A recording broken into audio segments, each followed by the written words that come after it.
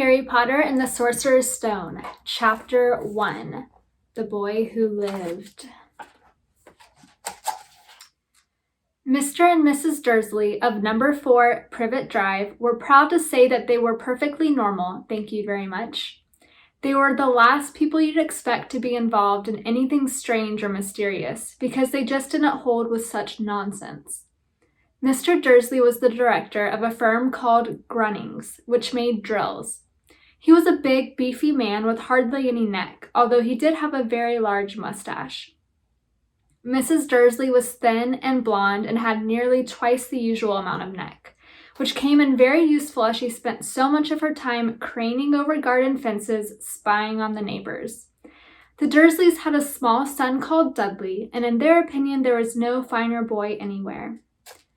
The Dursleys had everything they wanted, but they also had a secret, and their greatest fear was that somebody would discover it.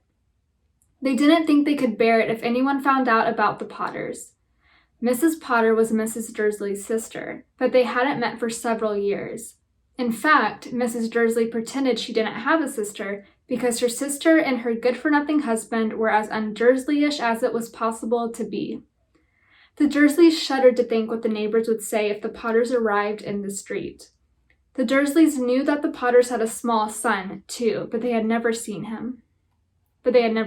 seen him. This boy was another good reason for keeping the Potters away. They didn't want Dudley mixing with a child like that. When Mr. and Mrs. Dursley woke up on the dull gray Tuesday our story starts, there was nothing about the cloudy sky outside to suggest that strange and mysterious things would soon be happening all over the country.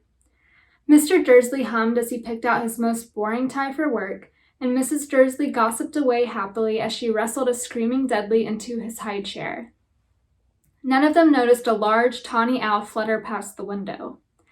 At 8:30, Mr. Dursley picked up his briefcase, pecked Mrs. Dursley on the cheek, and tried to kiss Dudley goodbye but missed, because Dudley was now having a tantrum and throwing his cereal at the walls. "Little tyke," chortled Mr. Dursley as he left the house. He got into his car and backed out of number 4's drive. It was on the corner of the street that he noticed the first sign of something peculiar: a cat reading a map. For a second, Mr. Dursley didn't realize what he had seen. Then he jerked his head around to look again. There was a tabby cat standing on the corner of Privet Drive, but there wasn't a map in sight. What could he have been thinking of? It must have been a trick of the light. Mr. Dursley blinked and stared at the cat. It stared back. As Mr. Dursley drove around the corner and up the road, he watched the cat in his mirror. It was now reading the sign that said Privet Drive. No, looking at the sign. Cats couldn't read maps or signs. Mr. Dursley gave himself a little shake and put the cat out of his mind. As he drove toward town, he thought of nothing except a large order of drills he was hoping to get that day. But on the edge of town, drills were driven out of his mind by something else. As he sat in the usual morning traffic jam, he couldn't help noticing that there seemed to be a lot of strangely dressed people about. People in cloaks. Mr. Dursley couldn't bear people who dressed in funny clothes, the get-ups you saw on young people. He supposed this was some stupid new fashion. He drummed his fingers on the steering wheel, and his eyes fell on a huddle of these weirdos standing quite close by. They were whispering excitedly together. Mr. Dursley was enraged to see that a couple of them weren't young at all. Why, that man had to be older than he was, and wearing an emerald green cloak. The nerve of him. But then it struck Mr. Dursley that this was probably some silly stunt. These people were obviously collecting for something. Yes, that would be it. The traffic moved on, and a few minutes later, Mr. Dursley arrived in the Grunnings parking lot, his mind back on drills. Mr. Dursley always sat with his back to the window in his office on the 9th floor. If he hadn't, he might have found it harder to concentrate on drills that morning. He didn't see the owls swooping past in broad daylight, though people down in the street did. They pointed and gazed open-mouthed as owl after owl sped overhead. Most of them had never seen an owl even at nighttime. Mr. Dursley, however, had a perfectly normal, owl-free morning. He yelled at 5 different people. He made several important telephone calls and shouted a bit more. He was in a very good mood until lunchtime, when he thought he'd stretch his legs and walk across the road to buy himself a bun from the bakery. He'd forgotten all about the people in cloaks until he passed a group of them next to the baker's. He eyed them angrily as he passed. He didn't know why, but they made him uneasy. This bunch were whispering excitedly, too, and he couldn't see a single collecting tin. It was on his way back past them, clutching a large donut in a bag, that he caught a few words of what they were saying. The Potters, that's right, that's what I heard. Yes, their son Harry. Mr. Dursley stopped dead. Fear flooded him. He looked back at the whisperers as if he wanted to say something to them, but thought better of it. He dashed back across the road, hurried up to his office, snapped at his secretary not to disturb him, seized his telephone, and had almost finished dialing his home number when he changed his mind. He put the receiver back down and stroked his mustache, thinking, no, he was being stupid. Potter wasn't such an unusual name. He was sure there were lots of people called Potter who had a son called Harry. Come to think of it, he wasn't even sure his nephew was called Harry. He'd never even seen the boy. It might have been Harvey or Harold. There was no point in worrying Mrs. Dursley. She always got so upset at any mention of her sister. He didn't blame her if he'd had a sister like that, but all the same, these people in cloaks. Those people in cloaks. He found it a lot harder to concentrate on drills that afternoon, and when he left the building at 5 o'clock, he was still so worried that he walked straight into someone just outside the door. Sorry, he grunted as the tiny old man stumbled and almost fell.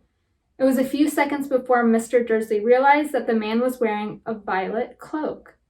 He didn't seem at all upset at being almost knocked to the ground. On the contrary, his face split into a wide smile, and he said in a squeaky voice that made passersby stare, Don't be sorry, my dear sir, for nothing could upset me today. Rejoice, for you know who has gone at last. Even muggles like yourself should be celebrating this happy, happy day. And the old man hugged Mr. Dursley around the middle and walked off. Mr. Dursley stood rooted to the spot. He had been hugged by a complete stranger. He also thought he had been called a muggle, whatever that was. He was rattled. He hurried to his car and set off for home, hoping he was imagining things, which he had never hoped before because he didn't approve of imagination. As he pulled into the driveway of number 4, the first thing he saw, and it didn't improve his mood, was the tabby cat he'd spotted that morning. It was now sitting on the garden wall. He was sure it was the same one. It had the same markings around its eyes. Shoo, said Mr. Dursley loudly. The cat didn't move. It just gave him a stern look. Was this normal cat behavior? Mr. Dursley wondered. Trying to pull himself together, he let himself into the house. He was still determined not to mention anything to his wife. Mrs. Dursley had had a nice, normal day. She told him over dinner all about Mrs. Nextdoor's problems with her daughter and how Dudley had learned a new word, won't. Mr. Dursley tried to act normally. When Dudley had been put to bed, he went into the living room in time to catch the last report on the evening news. And finally, bird watchers everywhere have reported that the nation's owls have been behaving very unusually today. Although owls normally hunt at night and are hardly ever seen in daylight, there have been hundreds of sightings of these birds flying in every direction since sunrise. Experts are unable to explain why the owls have suddenly changed their sleeping pattern. The newscaster allowed himself a grin. Most mysterious. And now, over to Jim McGuffin with the weather. Going to be any more showers of owls tonight, Jim? Well, Ted, said the weatherman, I don't know about that, but it's not only the owls that have been acting oddly today. Viewers as far apart as Kent, Yorkshire, and Dundee have been phoning in to tell me that instead of the rain I promised yesterday, they've had a downpour of shooting stars. Perhaps people have been celebrating bonfire night early. It's not until next week, folks, but I can promise a wet night tonight. Mr. Dursley sat frozen in his armchair. Shooting stars all over Britain? Owls flying by daylight? Mysterious people in cloaks all over the place? And a whisper about the Potters. Mrs. Dursley came into the living room carrying 2 cups of tea. It was no good. He'd have to say something to her. He cleared his throat nervously. Petunia, dear, you haven't heard from your sister lately, have you? As he had expected, Mrs. Dursley looked shocked and angry. After all, they normally pretended she didn't have a sister. No, she said sharply. Why? Funny stuff on the news, Mr. Dursley mumbled. Owls, shooting stars, and there were a lot of funny-looking people in town today. So? Snapped Mrs. Dursley. Well, I just thought maybe it was something to do with, her crowd. Mrs. Dursley sipped her tea through pierced lips. Mr. Dursley wondered whether he dared tell her he'd heard the name Potter. He decided he didn't dare. Instead, he said as casually as he could, "Their son, he'd be about Dudley's age now, wouldn't he?" "I suppose so," said Mrs. Dursley stiffly. What's his name again? Howard, isn't it?" "Harry. Nasty common name, if you ask me." "Oh, yes," said Mr. Dursley, his heart sinking horribly. "Yes, I quite agree." He didn't say another word on the subject as they went upstairs to bed. While Mrs. Dursley was in the bathroom, Mr. Dursley crept to the bedroom window and peered down into the front garden. The cat was still there. It was staring down Privet Drive as though it were waiting for something. Was he imagining things? Could all this have anything to do with the Potters? If it did, if it got out that they were related to a pair of, he didn't think he could bear it. The Dursleys got into bed. Mrs. Dursley fell asleep quickly, but Mr. Dursley lay awake, turning it all over in his mind. His last comforting thought before he fell asleep was that even if the Potters weren't involved, there was no reason for them to come near him and Mrs. Dursley. The Potters knew very well what he and Petunia thought about them and their kind. He couldn't see how he and Petunia could get mixed up in anything that might be going on. He yawned and turned over. It couldn't affect them. How very wrong he was. Mr. Dursley might have been drifting into an uneasy sleep, but the cat on the wall outside was showing no sign of sleepiness. It was sitting as still as a statue, its eyes fixed unblinkingly on the far corner of Privet Drive. It didn't so much as quiver when a car door slammed on the next street, nor when two owls swooped overhead. In fact, it was nearly midnight before the cat moved at all. A man appeared on the corner the cat had been watching, appeared so suddenly and silently you'd have thought he'd just pop out of the ground. The cat's tail twitched and its eyes narrowed. Nothing like this man had ever been seen on Privet Drive. He was tall, thin, and very old, judging by the silver of his hair and beard, which were both long enough to tuck into his belt. He was wearing long robes, a purple cloak that swept the ground, and high-heeled, buckled boots. His blue eyes were light, bright, and sparkling behind half-moon spectacles, and his nose was very long and crooked, as though it had been broken at least twice. This man's name was Albus Dumbledore. Albus Dumbledore didn't seem to realize that he had just arrived in a street where everything from his name to his boots was unwelcome. He was busy rummaging in his cloak, looking for something. But he did seem to realize he was being watched, because he looked up suddenly at the cat, which was still staring at him from the other end of the street. For some reason, the sight of the cat seemed to amuse him. He chuckled and muttered, "I should have known." He found what he was looking for in his inside pocket. It seemed to be a silver cigarette lighter. He flicked it open, held it up in the air, and clicked it. The nearest street lamp went out with a little pop. He clicked it again.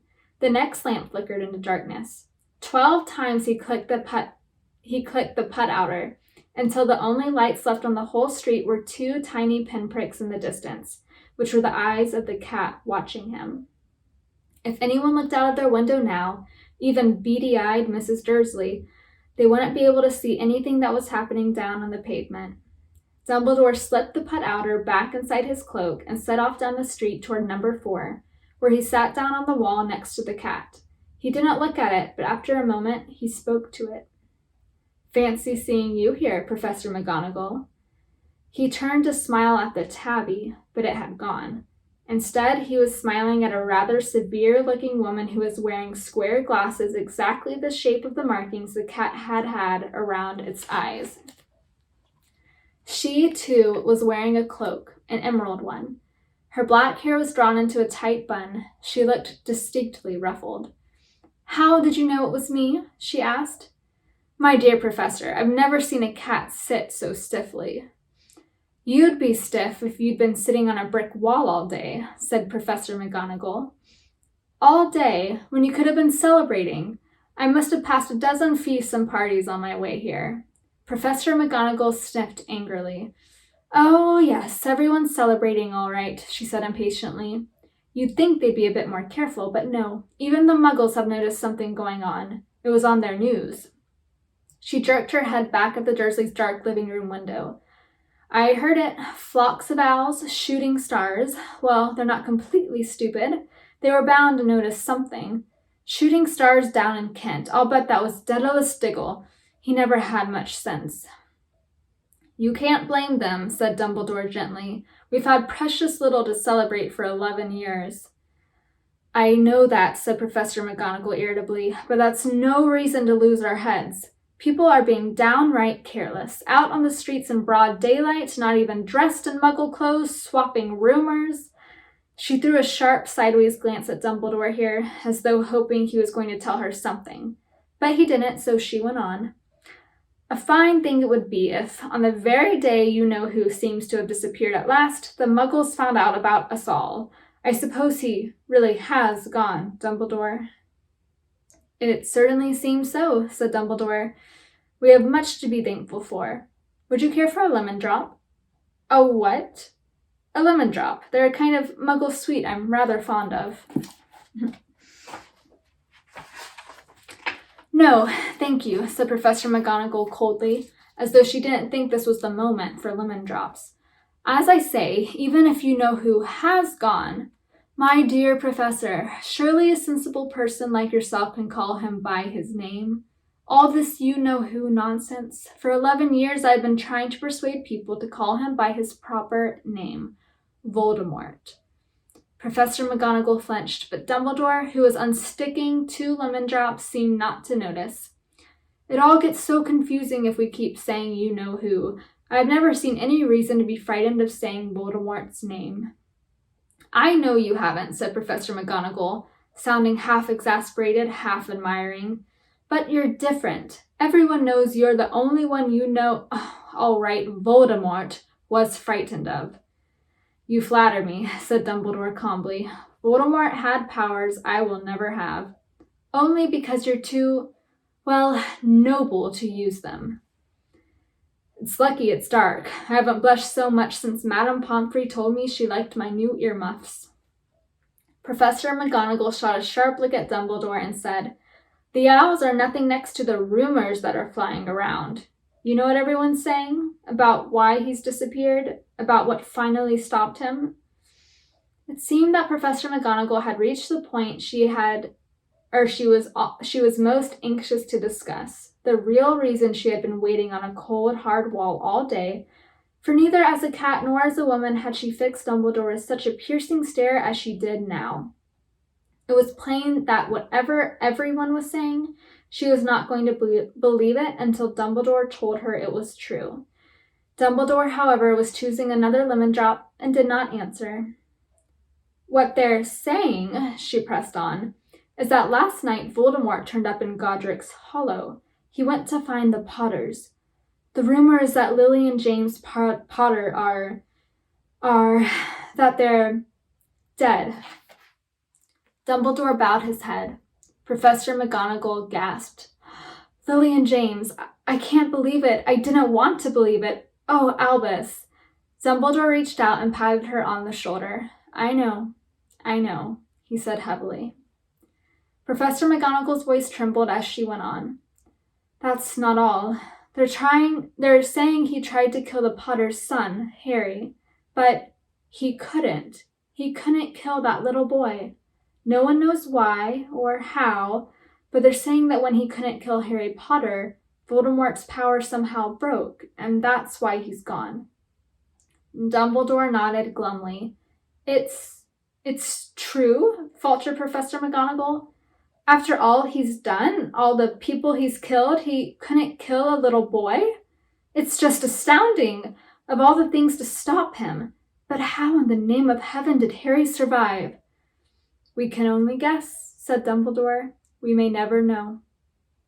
Professor McGonagall pulled out a lace handkerchief and dabbed at her eyes beneath her spectacles. Dumbledore gave a great sniff as he took a golden watch from his pocket and examined it. It was a very odd watch. It had 12 hands, but no numbers. Instead, little planets were moving around the edge. It must have made sense to Dumbledore, though, because he put it back in his pocket and said, Hagrid's late. I suppose it was he who told you I'd be here, by the way. Yes, said Professor McGonagall, and I don't suppose you're going to tell me why you're here, of all places? I've come to bring Harry to his aunt and uncle. You're the only family he has left now. You can't mean the people who live here, cried Professor McGonagall, jumping to her feet and pointing at number 4. Dumbledore, you can't! I've been watching them all day. You couldn't find 2 people who are less like us. And they've got this son. I saw him kicking his mother all the way up the street, screaming for sweets. Harry Potter, come and live here. It's the best place for him, said Dumbledore firmly. His aunt and uncle will be able to explain everything to him when he's older. I've written them a letter. A letter? Repeated Professor McGonagall faintly, sitting back down on the wall. Really, Dumbledore, you think you can explain all this in a letter? These people will never understand him. He'll be famous, a legend. I wouldn't be surprised if today was known as Harry Potter Day in the future. There will be books written about Harry. Every child in our world will know his name. Exactly, said Dumbledore, looking very seriously over the top of his half-moon glasses. It would be enough to turn any boy's head. Famous before he can walk and talk, famous for something he won't even remember. Can't you see how much better off he'll be, growing up away from all that, until he's ready to take it? Professor McGonagall opened her mouth, changed her mind, swallowed, and then said, Yes, you're right, of course. But how is the boy getting here, Dumbledore? She eyed his cloak suddenly as though she thought he might be hiding Harry underneath it. Hagrid's bringing him. You think it wise to trust Hagrid with something as important as this? I would trust Hagrid with my life, said Dumbledore. I'm not saying his heart isn't in the right place, said Professor McGonagall grudgingly, but you can't pretend he's not careless. He does tend to... What was that? A low rumbling sound had broken the silence around them. It grew steadily louder as they looked up and down the street for some sign of a headlight. It swelled to a roar as they both looked up at the sky, and a huge motorcycle fell out of the air and landed on the road in front of them.